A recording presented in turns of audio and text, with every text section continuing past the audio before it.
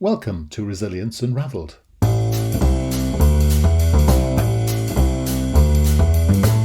Hi everybody and welcome to Resilience Unravelled, a podcast that examines all aspects of personal and organisational resilience. A huge all-encompassing subject that covers the ability to thrive in life by harnessing your cognitive, emotional, physiological and contextual abilities. I share stories from people who have thrived despite remarkable obstacles, as well as highly successful practitioners and experts across a range of topics. And this podcast introduces their amazing stories and expertise, as well as my own reflections, perspectives, strategies and tips, which come from my own synthesis of themes and trends from wider learning. You can go to qedod.com/extras to access offers, tools and resources, including free articles and ebooks. For those of you that would be interested in supporting our work and contributing more proactively, you can find our new Patreon page at patreon.com. Then search for Resilience Space Unravelled. So, let's get started. Enjoy the show. So hi, welcome back to Resilience Unravelled, and welcome today to a person whose name sums up everything we all wish we'd like. Today we're talking to Jennifer Wisdom. What a name! Fantastic. Other than the teeth and the toothpaste, you are the third most famous wisdom I've ever heard of. Don't forget truth and beauty. Those are important. You come before those things. Thank you. It's a pleasure to be here. Thank you. That's great. Well, so give us a bit of an outline, Jennifer. I mean, how do you describe what it is you do? Sure. So I'm trained as a clinical psychologist, and I worked for about 20 years in academia, and I now am an entrepreneur. I run my own business, Wisdom Consulting, and I work with folks in kind of my area of expertise, which is as a bridge, essentially. I work between clinical services and research and policy and kind of helping organizations make sense of those things. And then I'm also an author of Millennials Guide to Work and Millennials Guide to Management and Leadership. And I'm working on more Millennials Guides because I just find it so important that we do everything we can, we, meaning I'm a Gen X person, that we do everything we can to help millennials coming up and help them deal with us older folks who, many of whom are not very happy with millennials for some reason I still don't understand. Well, we'll come on to that in a minute. Okay. So this is, the books are written are to help us understand millennials or help millennials understand how to make their way in the world. Yeah, help millennials understand us. I was so interested in work and helping young people through work. I looked up, I kept hearing all of these negative things about millennials. They're lazy or they're entitled or they're all these things. So I looked up and saw what's been written. And everything I found was written for Gen X and baby boomers to understand millennials, like they're zoo animals or something. How do you get the best out of your millennial employees? How do you raise your millennial adult children and all of that stuff? And there wasn't anything written for millennials to help them deal with us in the workplace. And they are so far from lazy. I have yet to talk to a millennial who doesn't have at least 2 jobs, usually 3 or 4, and a side hustle and a passion project on the side. They're incredible. And I've really been enjoying it. Well, let's get into that in a moment. Sure. But tell me a bit about yourself. I mean, you touched a little bit on your background. Just sort of walk us through sort of some of the key steps, just so we understand a little bit about you. Sure. So I was born in Florida in the U.S. My father is from a long history of Americans, came over from Holland in the early 1600s. And then my mother is the child of immigrants. I'm not sure how they got together, but that kind of started the sense of duality for me. Right. And my mom was born in New York. And so there was this whole sense of being in the middle of everything the entire time growing up, between the old and the new world, and immigrant and not immigrant, and accents and food, and everything was totally different. So we moved, my parents got divorced when I was around 3, and we moved. I just still don't quite understand why. We weren't broke, we weren't getting evicted, but I don't know if they were just bored or what, but every 2 years. And my parents have continued moving about every 2 years. Wow. So, on the one hand, it was really devastating because I had to leave friends over and over again. I had to readjust to a new school. But on the other hand, I got really good at that. Yeah. So Yeah. had to Pushing. learn. Yeah, Mm, had to learn how to be resilient and how to make friends quickly and how to yes. adjust to new environments. And Yes. while I wouldn't suggest it as a way to build resilience in your kids, it certainly had that effect on me. Yeah, well, it's interesting. There's nothing like being thrown at the deep end and learning Right? friends and, meeting people is all skills. So the more you do it, assuming that you can be successful, and humans tend to be, don't we? We do quite well. I love the way that you describe yourself as a bit of a geek, though. Oh, So, and definitely. and you do things like do great big long exercise things as well. You make me feel very guilty reading your CV. It's quite hard work. Just I'm exhausted just reading it. Very, very Oh, interesting. thanks. I think one of the things that I gained from such a odd childhood is coping strategy of kind of just putting my shoulder into the work. And so school was always a safe haven, even if it was a new school, schools and libraries. And so that did turn me into a bit of a geek. And regardless of what's going on, I can always put my shoulder into the work and get stuff done. Now And that's so, that's no, that's very interesting because there's a sort of a theme coming out of the US at the moment about the fact that in order to be successful broadly, this is a terrible oversimplification. You've got talent and hard work, and you don't have to be the most talented person, but we can all do something about working harder. I mean, I'm assuming yeah. smarter. And it's an interesting thing because it seems to have gone out of fashion. And when you talk about millennials, they really sort of talk about the fact that they don't work that hard. Sorry, sort of stereotype cliche Yeah. number one, just to get us warmed up. But it is interesting that actually people don't seem to value that. Well, it's interesting. People sort of talk down about this idea of productivity, and for me, productivity is about doing enough of what's right, not just working randomly on useless stuff. Because actually, just seeming to work hard is different from actually working. So, for someone who put their shoulder into the work, where do you sit on the work versus talent debate? That's so interesting. That's so interesting. I mean, I was raised with that kind of Protestant work ethic that the US is known for, where you do need to work really hard, kind of whether it's toward a goal or not, but you need to be busy. Yeah. And I definitely don't subscribe to that. I'm not a fan of kind of work for work's sake or just because you're bored. I'm a fan of very directed, goal directed work that is leading to something. And Yeah. I focus my activities on what can I do that makes the world a better place as far Yes. as my consulting, my writing, all those kinds of things. I do like to stay busy, so that part stuck with me, but definitely not a fan of just work for work's sake. Well, Millennials, I think, are taking a different tact with that, which right. is, for Gen X and baby boomers, we've seen that if you show up for work and you work from 9 to 5 or 8 to 5 or whatever, and you look busy, eventually you'll get promoted and eventually you'll get a pension and eventually you'll get your just desserts or whatnot. Yes. But kind of showing up and looking busy and being busy will pay off. And I think for millennials who came of age during the recession and now there's all this crazy stuff going on, I think they're seeing that that's not necessarily the case. They saw some of their parents getting laid off. Their parents had showed up for work every day and then got laid off in the Great Recession. So I think they're much more focused on what is it that I can do that will get an impact more quickly. Okay. So I think that is interpreted as they're impatient.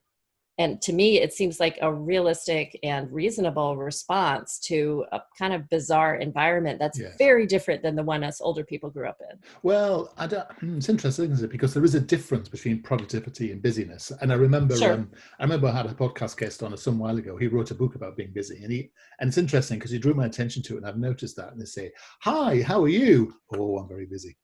And it's become a mantra, isn't it? But busyness isn't effectiveness or productivity. Busyness, as you say, is like a bee running round. But at the end of the day, it doesn't actually get any pollen or whatever it is that bees get. I'm out of my biological niche already.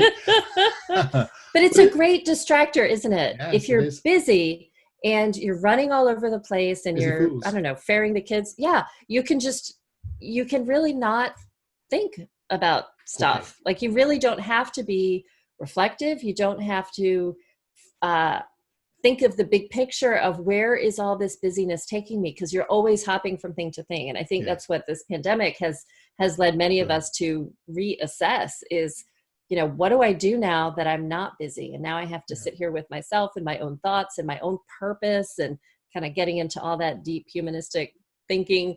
And it's unsettling for a lot of people. Yes. Meanwhile, the millennials keep going because they're just creating another side hustle and moving forward. Yes. Well, I'll tell you what, to start us off then, before we get to millennials, and given that you're an academic, so I can depend on you for a definition.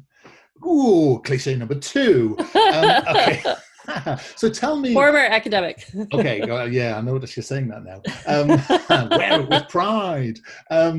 I'm just thinking, what's the difference? And I mean, some people know this, not everybody does, but what's the difference between a boomer, Gen X, Gen Y? You call them Gen Z, I suppose, don't you?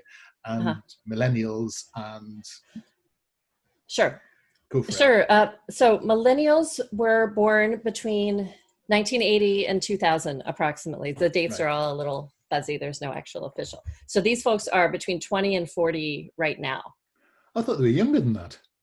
I know, we keep thinking they're kids, right? But they're 20 to 40. Yeah. Okay. So younger than that is Generation Z. And I'll explain the name in a moment. So those are folks, there's no end date quite yet, but those are folks that are born after 2000. So probably going to be between 2000 and 2020 would be my guess. And then we'll have some pandemic themed generation after that. I don't know.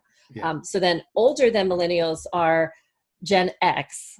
And these are folks that were born between 65 and 80. And that's the group that I'm in. And so we're in our, thanks. I didn't plan it that way. It just happened. So we're in our 40s and 50s right now.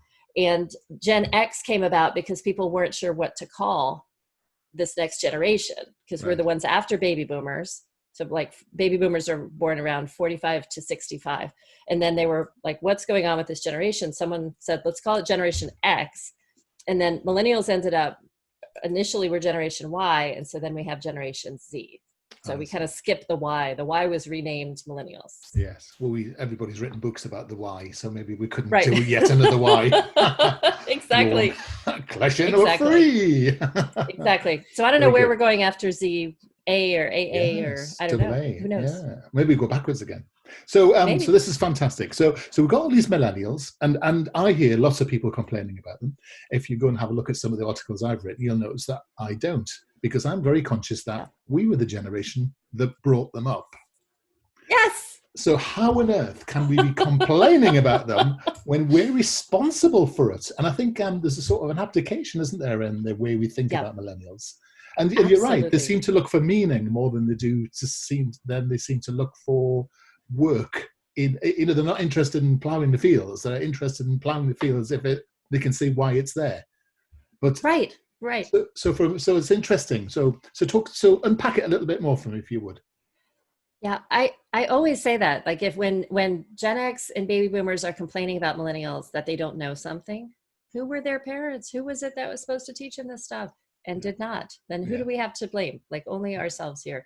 So I completely agree with you on that. And part of why I started writing about millennials and researching millennials is that I'm a big fan of the underdog. Maybe that's very American of me, but I'm a fan. No, that's true. But really seeing, we were young once. We were in our 20s. We all were at a first job once and didn't know what we were doing. And some kind person helped us. Yeah. We figured it out. Yeah. And we didn't figure it out in the absence of any other human being or any other guidance. We figured it out because people helped us. And millennials deserve the same respect. I'm saying the word respect. They deserve that respect, that they're humans too, just a bit younger and a little less experienced, but they are kicking butt. And also, if you even if you don't want to respect them, just being practical, they're already 50% of the workforce. Within another 5 years, they're going to be 75% of the workforce. They are our future, and it doesn't make any sense to bag on them. Like that's just not smart, because they're going to be the ones taking care of us and running the world. Well, we're paying our pensions. Exactly. I wonder if one of the things is, I wonder why we have that view of them. Maybe it's because it was almost the fastest technological change in terms of generations that we've experienced. Because if you look at the generation before, actually, we weren't very well linked up. There wasn't so much technology, but this has been such a huge seismic shift in terms of technology and culture, globalization, economic wealth, Yeah. all that sort of stuff. I mean, does that have any bearing, or is that irrelevant? Yeah, I think it has a huge bearing. So, I mean, if we think of the changes that have happened from kind of our grandparents, so the people who fought in World War I and World War II, who were adults Yeah. then, and then the baby boomers, and then Gen X. So, baby boomers um, had some focus on technology that came about because of the war, and then sorry about the noise here. That's all right. Turn that off. Just ignore it. We never, and then pretend it, just like swan over it, and then we'll never know. Yeah. Okay. Perfect. Sorry about that. So baby boomers had a lot of technology that came about after the war. I mean, and something like television. My mom still talks about like the day her family got a television. It was a very big deal. And then the next generation, we got internet. I mean, I remember programming on a Commodore 64, geek from way back, as a kid, just to make it flash my name on and off. And then this generation has just gone so far. I mean, based on what the older folks are building, but they're so facile at working with technology. And for folks like us who grew up with, I learned to type on a typewriter. I was taught to type, so I went to typing class, those kinds of things. It's amazing to see little kids who can work phones better than we can. And I think there's some sense of jealousy. And in a way, there's this sense of like lost youth and, what we could have done if we grew up in this world. Of course, there's the negative side of that as well. Thank God there wasn't the internet when I was a teenager. I'm glad that was not all recorded in video and online for posterity. There's challenges and benefits that come with that. And I think that creates a lot of feelings. And, baby boomers and Gen Xers aren't really known for expressing our feelings very well. So that happens. So the millennials, in a sense, were the bridge generation. Then we've got the latest one now, Generation Z. So we call it Z, you call it Z. Yeah. And it sounds like we're all quite happy with Generation Z. It's the meat in the sandwich, isn't it, between us and them, as it were. And I just wonder what it is. I just wonder why we look at them and see them as slightly feckless, lazy, non-resilient. I mean, let's just roll out all the cliches. No, I mean, like you, I meet lots of millennials and they're absolutely brilliant, often entrepreneurial, saving the world, all that sort of stuff. I just wonder whether we haven't really adapted corporate cultures to deal with the new ways of thinking. So in other words, they've gone into a very stereotypical old corporate setting or governmental organizational setting, and actually they look different. And actually, that's a good thing, but we need to change to make the most of them. Right. They do look different, but they look different in ways that challenge us. So again, we were the ones who in our 20s and 30s were going to work, putting into 9 to 5 and, waiting our turn for advancement. The millennials walk in and after 6 months on the job, they expect a raise. Yeah. And they expect a reward for doing their job or for going above and beyond. Yeah. And we have been taught over and over again, you don't get a reward for doing your job. That's what your paycheck is for. And you have to put your nose to the grindstone and you have to wait your turn and you have to all this other stuff. And here they are expecting something better. And I think that's bound to create resentment. Yeah. So and keep in mind, I mean, all the way back to like ancient Roman times, people have been complaining about young people. Like young people are going to ruin the world. Yeah. That's just kind of a pastime. And I wonder if the baby boomers were kind of a little complacent around Gen X because we just kind of wandered around aimlessly. That's kind of the view of Gen X. And we're pretty quiet. So we were like middle children. And then these millennials came busting out of the gate. And they're not middle children at all. They are ready to go and they're asking lots of questions and they're demanding answers. And so then the older folks are just like, wait, what happened? Where's this? So what's interesting is, I mean, we're laughing a little bit about what happens next, but the generation after this one are going to be going into an organizational setting. They're going to be completely comfortable with technology in a way that I can't say millennials. It's one of those words. but in the sense that each generation is getting faster, it's quicker, it's expecting more. I Yeah. mean, they seem to be much more Yeah. accepting of people and difference and diversity, and they seem to take under Definitely. their, I mean, they don't have all this trouble with a lot of the divisions in the world, don't they? Right. They seem to be much more accepting of difference. Well, Right. where's that come from? I think it's Other the than great waves parenting. of. Oh, now it's great parenting. Yeah, you see, suddenly I realized. I think they're absorbing the changes that have happened, and I think Gen Z really wants things to make sense, and that's good and bad, because they ask the questions and they're basically asking the older generations to explain things in a way that makes sense. And sometimes we can, and sometimes we can't.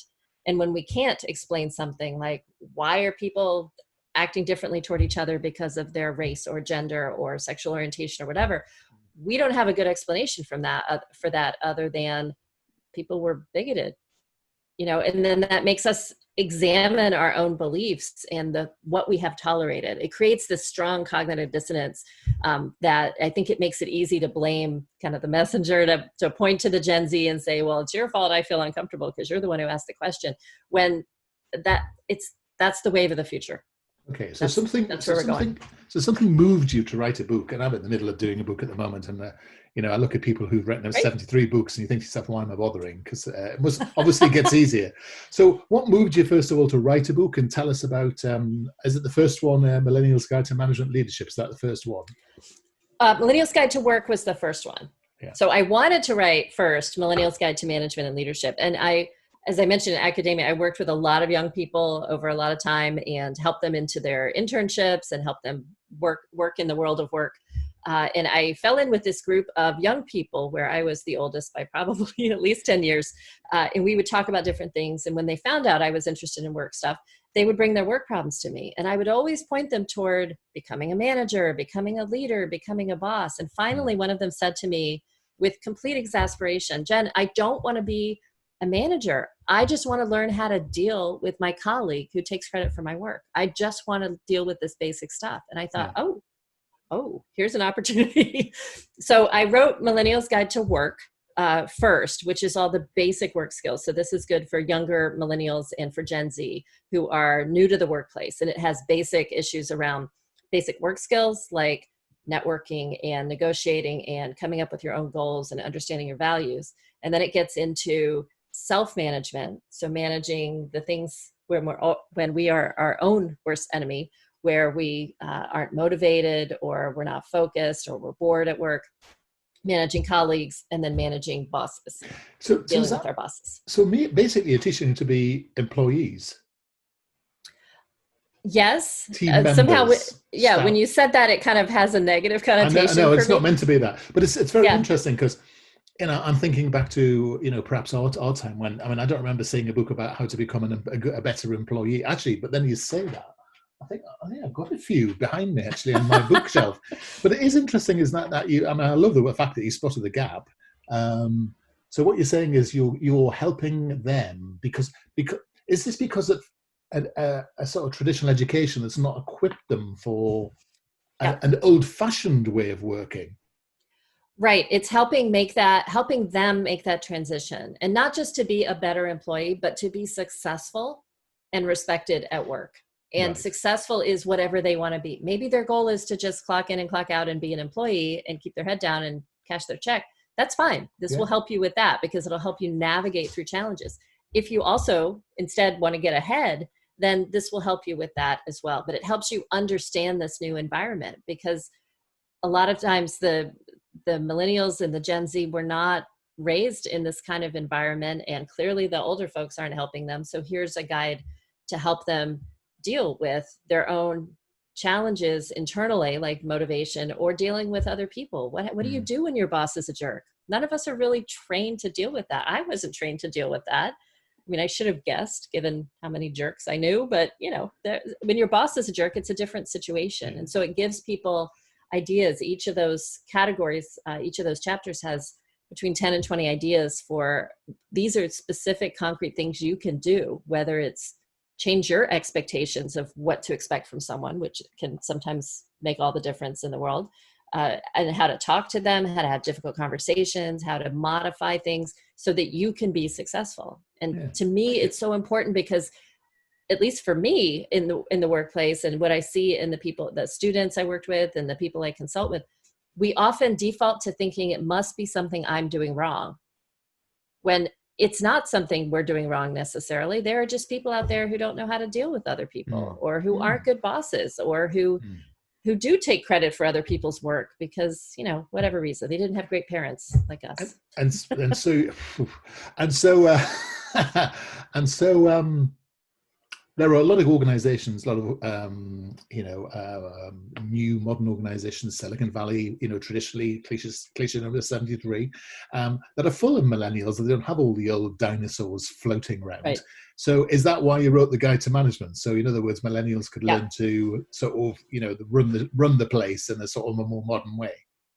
Yeah, that's so interesting. I went back to this group and said, I wrote this book, and what do you think? And they had given me feedback on it. And then the same one who said, I'm not interested in being a manager now said, okay, now write the management book, because now I want to advance. I want to be a manager.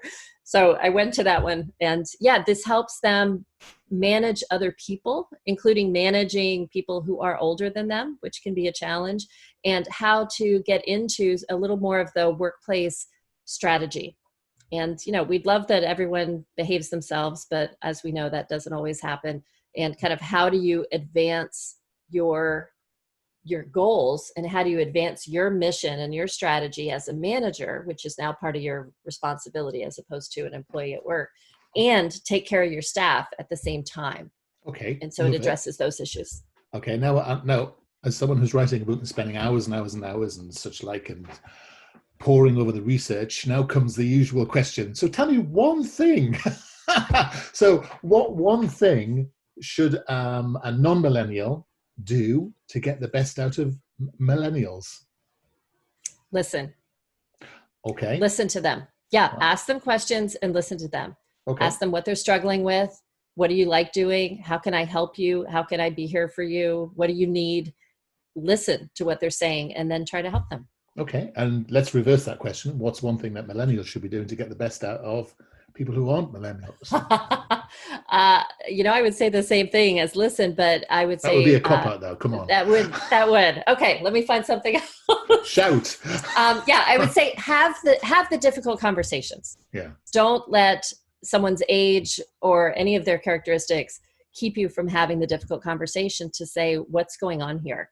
And I would say be direct. That would be my my advice for the younger people. What, like tough love leadership? Yeah, well, and I don't mean being a jerk. No. You don't have to be tough, but to be direct. Even if they have someone on their staff who's older than them and who has an issue for whatever reason, to say, hey, what's going on here? Let's talk about this. You seem unhappy. It's not just a... Yeah. That's interesting, because what you were saying earlier was that this is a group of people who don't look at things like gender and age and sexual orientation, yet you're saying they find difficulty dealing with people who are older than them. Now, is that actually because it's the people who are older than them having the issue? Or I think so. Does everybody at work have a sort of thing with perceived status, white privilege, all that sort of stuff? Is that part of it? Well, we all bring... I'll just throw a hand grenade into that. No, this is good.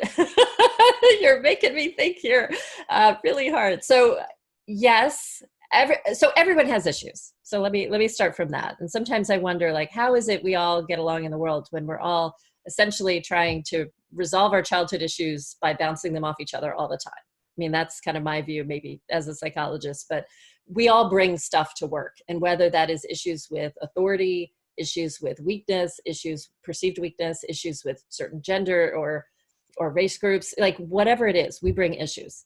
I think for younger people who are supervising older people, those issues are likely to kind of meet in a head, or they're really likely to bounce up against each other because they're more likely to have some grab. So for example, if I had issues working with men and the man doesn't have issue working with me, my issue is only not going to have it much to hold on to. It's going to go away because we don't have kind of opposite and not complementary, but antagonistic views. Yes.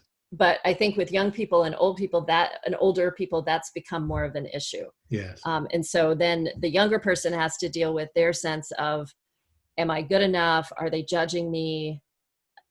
Do I really know what I'm doing? How can I tell them what they're doing? They probably feel bad, that kind of thing. Whereas the older person's dealing with, who is this young person telling me what to do? And I worked hard, and why is it that blah, blah, blah, or maybe I should be in that position, right? So those issues are really going to be antagonistic toward each other. And so I suggest for everyone, but especially for a young person who's in that position, to be direct and to say, what's going on? How can we deal with this? And try to get to whatever it is. It's not like they have to do therapy together, but just talk about it. Figure out how to work together. We don't all have to like each other or be friends, but we do have to find a way to work together. That's interesting, isn't it? So what you're saying is almost like a mediated approach rather than a therapeutic approach. So it's about finding common ground rather than fixing your problems. Because actually, it seems to me that you have to depersonalize people and over-personalize people at the same time, don't you? Because you need to get away from the traditional groupings, but you've also got to have the empathy to want to bother in the first place. And I think that holding those two constructs in your head at the same time is quite a challenge, isn't it? It is. And I can't wait to read your book. Yes. Quick, I must just add that in. That's awesome. Yeah, I love it. And I think that is challenging for everyone involved to have to hold all these different things in their head. So when we're talking, I can just kind of gloss over and be, what people would call colorblind or gender blind, or like, I don't really see who you are. I just see you as kind of a cog in this wheel that I have to get going. Yes. And I mean, that's a very like 1920s way of looking at things, but that's not really what we do here. No. But if I understand you as a person with your own thoughts and desires, with your own goals, with your own insecurities, with your own background and family and all the reasons you came to this work, like that's a lot more complex, especially when you have multiple employees, and then trying to figure out how do we best work together. I try to start, not always, but I try to start disagreements with what's something we agree on. And then usually it's, we agree on 80% of the stuff. It's just a tiny bit that we don't. So let's remember this. And then let's work on the small proportion that we don't agree on. And maybe there's a way we can find to avoid it, to work through it, to work around it, to go over it, under it, like to find another way to work together so that we don't let that 20% or even less get in the way of the 80% where we do agree. Interesting. So most of those of you listening are probably saying, I'm having a thoroughly lovely time and enjoying our conversation with Jennifer at ewisdom.com. And I have to be very respectful of your time, Jennifer. How do people get in touch with you? Where do they find your books? And all of the, tell me, this is your moment. I'm shining the light. It's my moment. Yes, so you can find my books on Amazon, and I would say wherever books are sold, but not everybody can go out to bookstores and shop around right now because of the pandemic, but definitely available. It's all finished now. We're all past that nonsense. Right. So it's definitely available online at the usual suspects, Amazon, Barnes & Noble. I think it's available on Walmart.com and some other places as well. So Millennials Guide to Work, Millennials Guide to Management and Leadership. And then you can also go to my website, leadwithwisdom.com. There's a free download where you can get a piece of the book, a sneak peek of the book there, and you can join my mailing list and get some more information there that I send out periodically around how to work not only as a millennial, but how to work with millennials and how to become your best self, regardless of what generation you're in. Yes. Excellent. Brilliant. I really enjoyed this. And 6 5-star reviews. Woohoo! Thank you. It's all those millennials queuing up to give you 5 stars. I hope so. Brilliant. I've thoroughly enjoyed today, Jennifer. Thank you so much. You really opened, I think, my eyes and probably lots of other people's to this idea that, there's somehow a strange bunch of beasts out there. They're just normal people like us. They just need to be. It's that thing about leading with a little bit of care and concern. Who would have thought? Yeah, empathy goes a long way. Yeah, certainly does. Thank you so much for your time. It's been a joy pleasure to talk to you. Thank you so much. Same here. You take care. Hi, everybody. I hope you found that episode useful and interesting. Feedback is always welcomed, and if you are in the mood to subscribe to us or even leave a comment on iTunes or Stitcher, that would be amazing. If you want to suggest ideas or even people you would like me to interview, then reach out to us at qedod.com/contact. As I said earlier, you can go to qedod.com/podcasts for show notes or follow the links. And you can go to qedod.com/extras to access offers, tools and resources, including free articles and ebooks. For those of you that would be interested in supporting our work and contributing more proactively, you can find our new Patreon page at patreon.com. Then search for Resilience Unravelled. I look forward to being in your ear next time around. Take care.